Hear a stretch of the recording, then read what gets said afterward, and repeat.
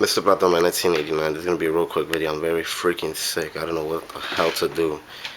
I'm just so sick. Anyways, I thought Genesis was a mixed bag pay-per-view. I enjoyed it overall, but some things were hit and miss. Um, I'm not a big fan of Hernandez and Matt Morgan being the new champions. Um, but hey, I do support it because it could be worse. We could have the Outsiders champions. Um, Basically, yeah, it was a mixed bag. I liked Anderson's debut. Um, I liked the way that when they were chanting overrated, he played off of it. And the main event, I loved the main event, not just because of the in-ring action, but the Ric Flair, AJ Styles thing, I was not expecting that. And it really gets me excited for the future. I also enjoyed the four-sided ring, and yes, even the ramp. Now, Impact, I don't think this was a mixed bag. I actually enjoyed Impact a lot. Before every commercial break, it had something good going, a good segment or something building towards something, and everything, So, like, even though some of the matches were short, it's good. It flows perfectly because then it'll either go to commercial or backstage promo, and everything, was worth it. I do not want to see the Nasty Boys on my TV, but I would give them credit that, especially, not Knobs, the other one, Nags, he actually performed better than I expected him to. Not saying that I want him around, but I expected it to be worse. So that was that. And yes, they did the Montreal screw job again.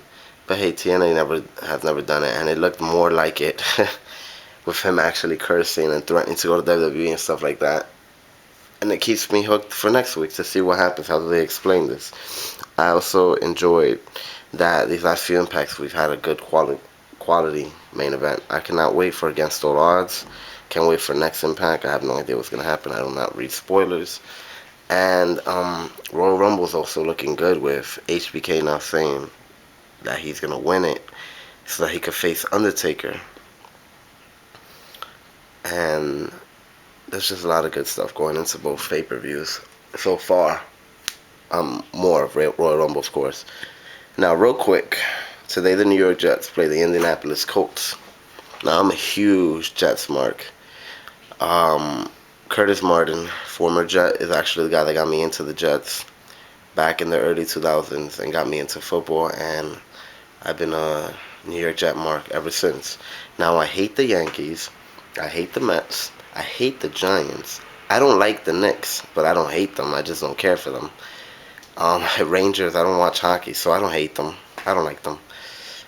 You know, I don't have a problem with them. But I love the New York Jets. Now, my thing is, if the Jets win, and I go to that parade, and I see a bunch of fake Jets fans out there cheering for the Jets, I'm going to get a little upset. Like, just 2 weeks ago, some of my friends were talking shit about the Jets, saying the Jets this, this, and that, and now they're saying, yeah, the Jets are the best. Just don't jump on the bandwagon just to jump on the bandwagon. Me, I was one of the only persons that when the Giants won, I was at school while all my friends were cutting school to go to the parade. When the Giants won 2 years ago, 3 years ago, I was one of the only ones that was actually home. I mean, school. And all these fake Giant fans, and I give credit to the real Giant fans, but I just don't want to see a bunch of fake Jets fans. And to make predictions on this game with the Colts, I expect the Colts to get an early lead, but by the third quarter, the Jets defense is going to know how to adapt to Manning, and defense wins championships. I still go by that phrase. And I expect the Jets to win and move on to the Super Bowl. Now, Mr. Platinum 1989, out.